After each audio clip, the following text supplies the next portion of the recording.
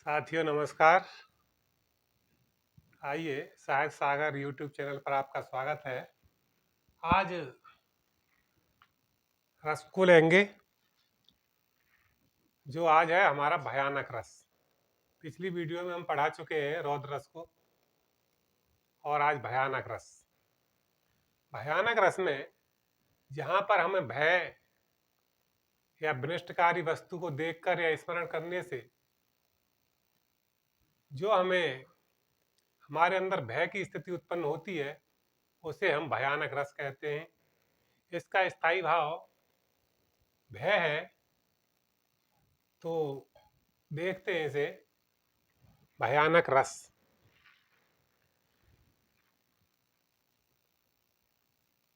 भयानक रस।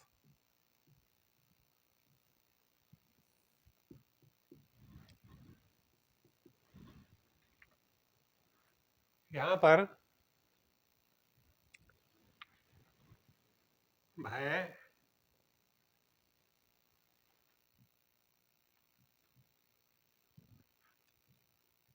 अथवा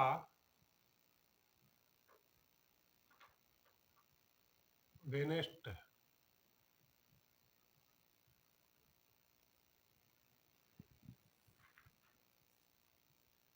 विनिष्ट वस्तु का स्मरण करने या देखने पर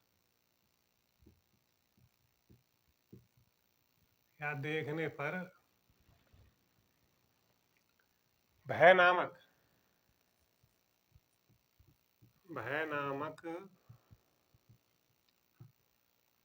स्थायी भाव की जागृति होती है।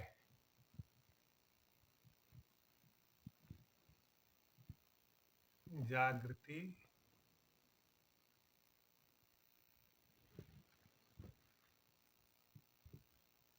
होती है, वहां पर भयानक रस होता है। रस होता है।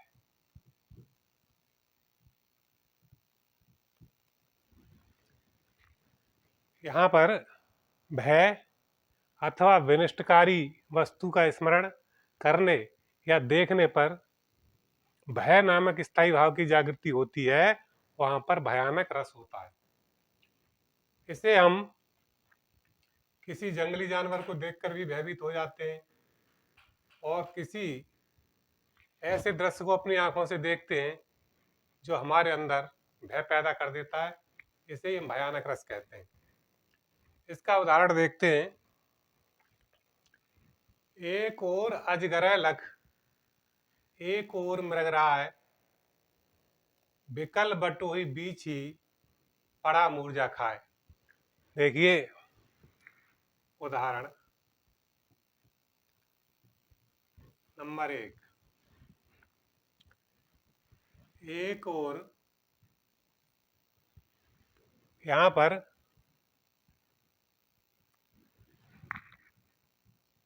एक और अजगर लख, अजगर लख, एक और मृगराय, मृगराय, बिकल बटोही, बिकल बटोही बीच ही, बीच ही पर्यो मूर्छा खाए।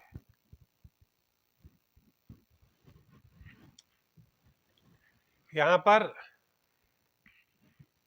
एक राहगीर ने एक तरफ अपने अजगर देखा, दूसरी तरफ शेर देखा। जैसे ये व्यक्ति बीच में है, यहाँ पर अजगर और यहाँ पर शेर, शेर या सिंह को देखा। तो यहाँ पर ये दोनों ओर जब अपने काल देखा, भयभीत हुआ, तो वो मूर्छा खा करके गिर गया। इस तरह से यहाँ पर ये भट्टोही जो रास्तागीर है, ये दोनों ओर से देख करके भय से व्याकुल होकर के मूर्छित हो गया। तो यहाँ पर भय के कारण भयानक रस हुआ और इसमें शेर और अजगर, अजगर और शेर ये दोनों आलंबन है, भट्टोही आश्रय है, तथा इसमें मूर्छा आदि जो है ये संचारी भाव है। इस कारण यहाँ पर भयानक रस हुआ। अब दूसरा उदाहरण देखते हैं।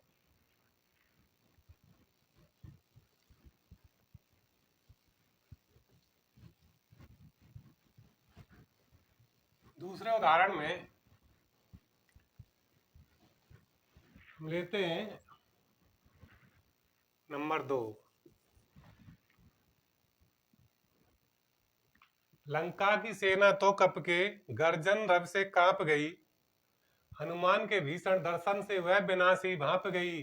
उस कंपित संग सेना पर कप नाहर की मार पड़ी, त्राय त्राय शिव की सब ओर पुकार पड़ी। देखो,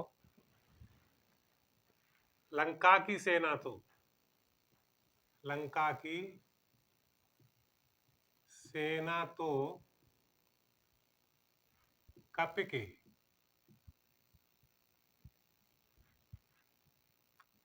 गर्जन रव से कांप गई, रव से कांप गई।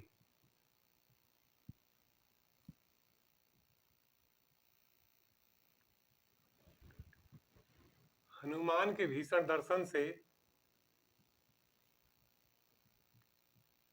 हनुमान के भीषण दर्शन से वह विनाशी भांप गई, विनाश ही भांप गई।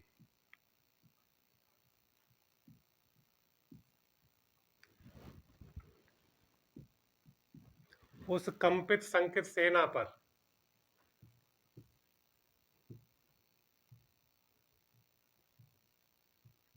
उस कंपित संकित सेना पर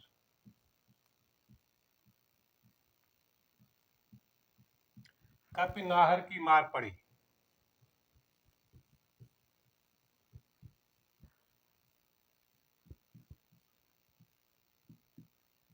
मार पड़ी। त्राह त्राह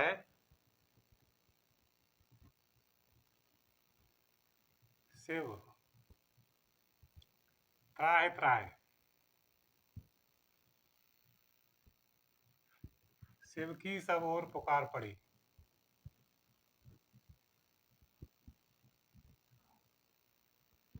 शिव की सब ओर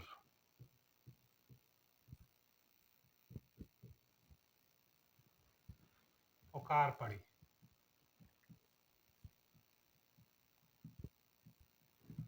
यहाँ पर लंका की सेना तो कपके गर्जन रव से कांप गई, हनुमान के भीषण दर्शन से वह विनाशी भांप गई।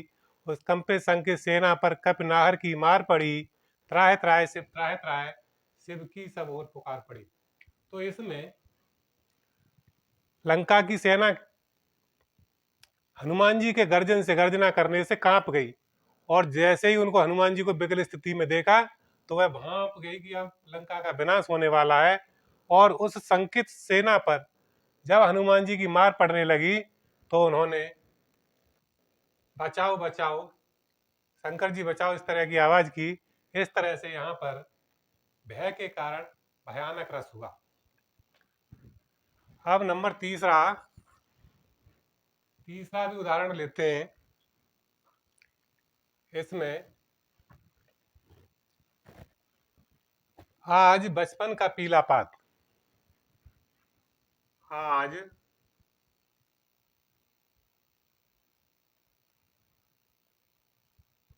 बचपन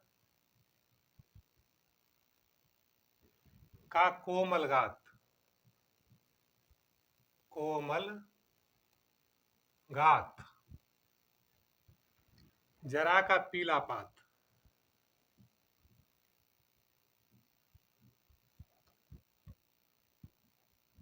पीला पात, जरा का पीला पात, 4 दिन सुखद चांदनी रात, 4 दिन सुखद चांदनी रात, और फिर अंधकार अज्ञात,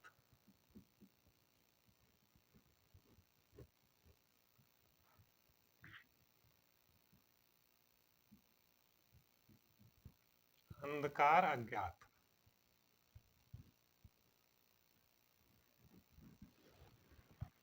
यहां पर आज बचपन का कोमल गात, जब हमारा शरीर कोमल होता है बाल्यावस्था में, फिर धीरे धीरे वही शरीर जरा वृद्धावस्था में पीला हो जाता है, जैसे पेड़ के पत्ते झड़ जाते हैं, पीले होकर के गिर जाते हैं। इसी तरह से जरा वृद्धावस्था का पीला पत्ते की तरह शरीर हो जाता है। 4 दिन सुखद चांदनी रात, कहते हैं 4 दिना की चांदनी फिर अंधियारी रात। इस तरह से 4 दिन के लिए सुखद चांदनी रात होती है, उसके बाद फिर अंधकार आ जाता है, अर्थात दुख आ जाता है मनुष्य के जीवन में। 4 दिन सुख के बाद फिर दुख का घना अंधकार आ जाता है। इस कारण इसका भय रहता है, और भय के कारण ही यहाँ पर भयानक रस हुआ, क्योंकि भय ही इस रस का स्थायी भाव है। भयानक रस का स्थायी भाव भय है, और यदि शरीर में भय पैदा होने लग जाए तो वहां पर भयानक रस होता है, अर्थात भयानक रस की उत्पत्ति ही भय के कारण होती है। अगला और देखते हैं उदाहरण, नंबर 4 पर उदाहरण देखिए।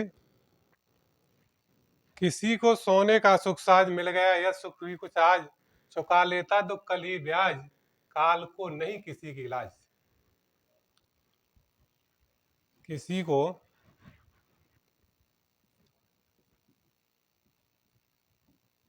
किसी को सोने का सुख साज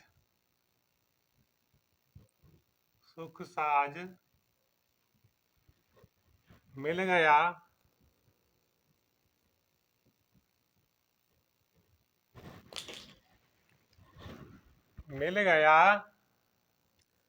यदि ऋण भी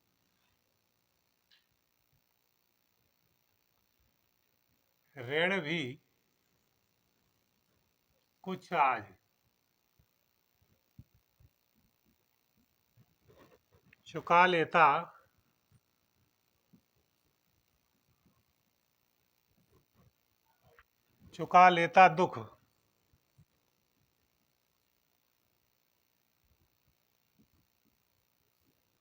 कल ही ब्याज,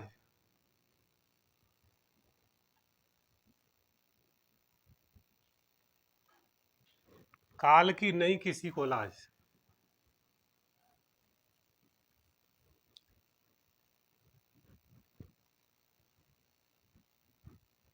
किसी को लाज,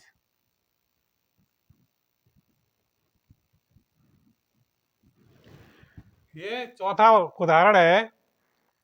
किसी को सोने का सुख साज मिल गया, यद ऋण भी कुछ आज, चुका लेता दुख कल ही ब्याज, काल को नहीं किसी की लाज।